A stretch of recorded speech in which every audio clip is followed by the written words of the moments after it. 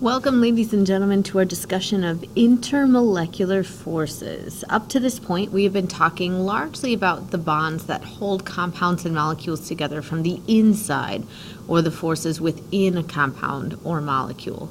That's where our metallic bonds, ionic bonds, and covalent bonds came into play.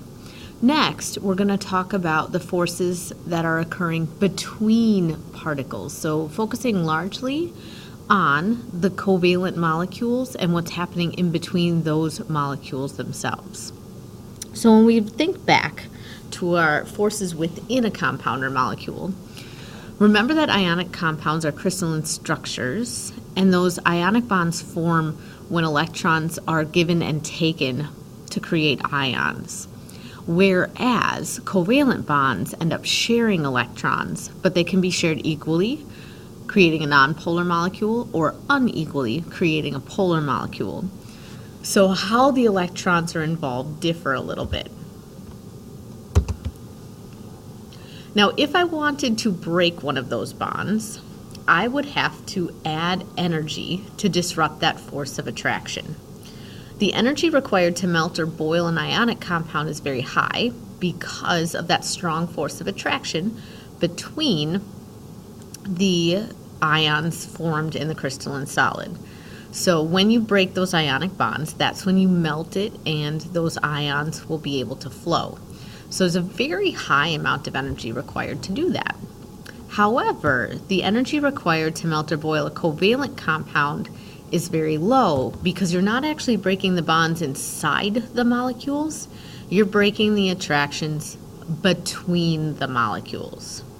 So when a covalent molecule or substance melts or boils, the covalent bonds themselves do not break.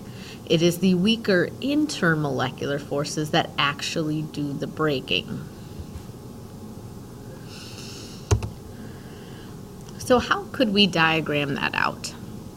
So if we were going to look at these forces between the molecules, they are much weaker than the ionic bonds within an ionic compound. And again, when I am melting or boiling a covalent compound, this is what is actually going to break. Not the molecule itself, but the attractions between them. So when we take a look at this diagram here of actually hydrochloric acid, the chlorine is a much more electronegative element than hydrogen. So this would be an example of a polar molecule. Remember that kind of D or 2 looking symbol is a Greek delta, and it means partial.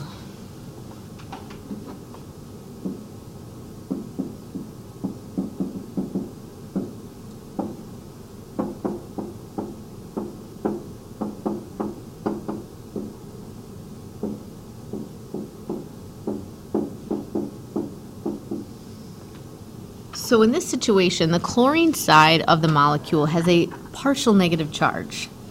That will create an attraction between the hydrogen on another molecule of HCl.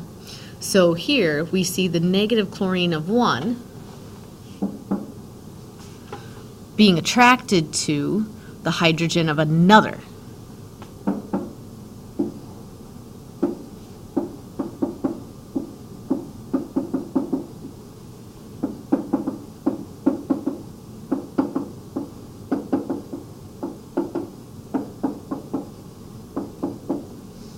Note that they are using a dotted line to indicate that force of attraction, so that positive-negative interaction that's happening between the molecules. When you use a straight line, that is the covalent bond. So we want to make sure that we're representing those accurately.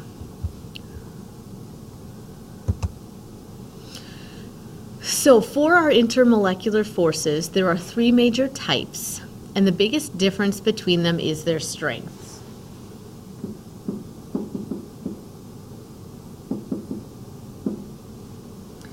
Now the first type we're going to talk about, hydrogen bonding, is the strongest intermolecular force. Now when we look at the diagram in the top right, you'll notice that we have 2 example molecules, H2O and NH3. And what it is oxygen, nitrogen, and fluorine, or NOF, if you see that written in the middle, happen to be very electronegative. So they're really greedy when it comes to pulling on those electrons. So when we see that partial positive and partial negative, they are really different in charge. So the attraction that happens between those opposite charges, between the molecules, is really strong. So there are only 3 elements when bonded covalently to hydrogen. So notice here, within the molecule, nitrogen is bonded to hydrogen. That's what allows the hydrogen bond to occur between the molecules, which is the part represented in red that I have labeled as the IMF. So that lone pair of electrons is kind of that indicator of the negative end. Remember, we looked for that when we did our molecule building? That is that polar end that can then attract to the hydrogen. So again, we look for hydrogen covalently bonded to NO or F, NOF, and then between the particles, hydrogen bonding can occur. Now our second type is actually very similar. It's still going to be an attraction between partial positives and partial negatives, but in this case, the difference in charge is not as strong. The polar molecules that exist don't have as big of a difference in electronegativity. So when that chlorine pulls tighter on the electrons,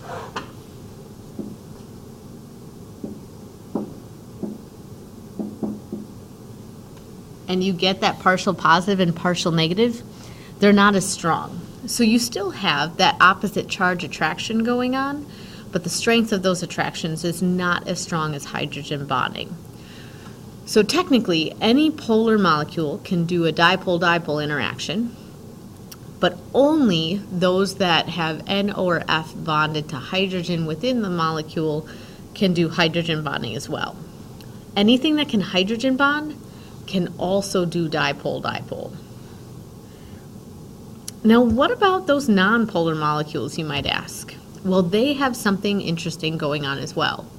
These forces technically are in all molecules, but they're really the only significant force in non-polar molecules.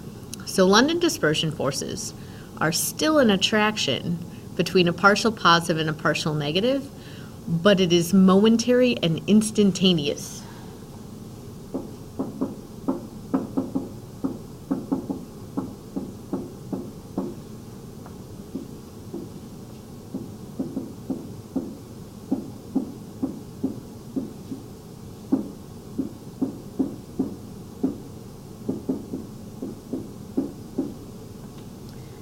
At any given point between neutral atoms or nonpolar molecules, or any molecules for that matter, the electrons in their random movement might end up with all of the electrons on one side of the particle.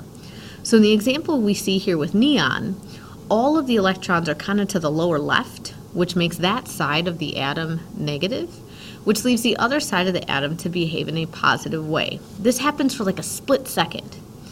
And then on the neighboring atom, the same arrangement can occur, and then there's a small instantaneous attraction between them. So that force of attraction is still between a positive and a negative, but it doesn't last. So as the electrons continue to move around, it might go away. That's why these are so weak, because that opposite charge doesn't last. So it only happens every once in a while. But again, this is in all molecules. So when we take a look at how to decide which are the most strong forces of attraction, this flow chart is a great tool. So you might want to actually turn your page sideways to fit all of this in. So you should at this point pause the video and then write all of this information down into this same flow chart, and then I'm going to talk about this diagram over here.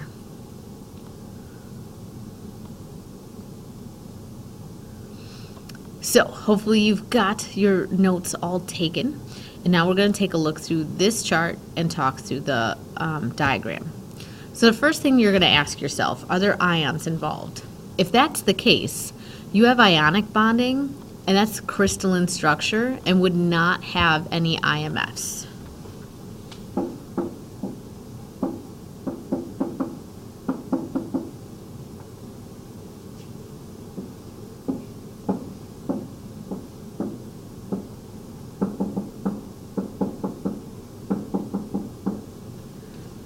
If you answer no, that there are no ions present, then the question is, which IMFs do I have? So if it's polar, I have two choices. I can either have hydrogen bonding, if hydrogen is bonded to N, O, or F, or I can have dipole-dipole forces, where are still strong forces of attraction, but not quite as strong as hydrogen bonding. If it's a nonpolar molecule, then the strongest force present would simply be the London dispersion forces. So when we look at this chart,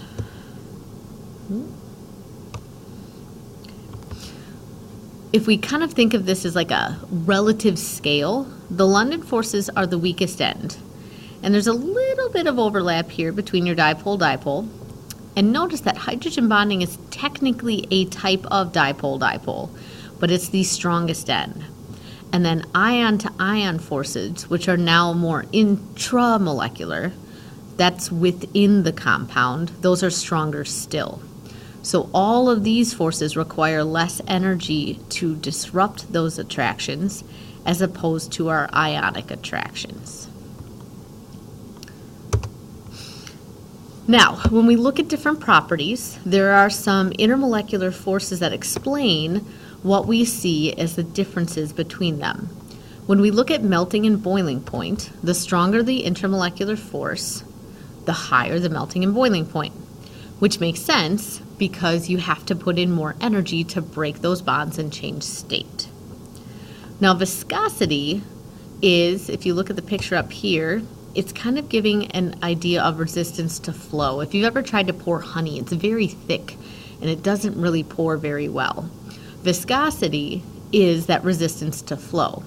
When the particles are more strongly attracted, they don't want to flow, they want to stay together, and so we see greater viscosity with stronger intermolecular forces. Surface tension, which we see pictured here with this water strider on top of the water, that force of attraction between the particles at the surface of a drop of liquid or a quantity of liquid. As the particles align at that surface, the stronger the intermolecular force is, the stronger that attraction is going to be, and it's going to resist things pushing through it. Now, the tiebreaker, when we're looking at how to decide which type of molecule might have the strongest forces, is going to be size. As size increases, when I look at mass,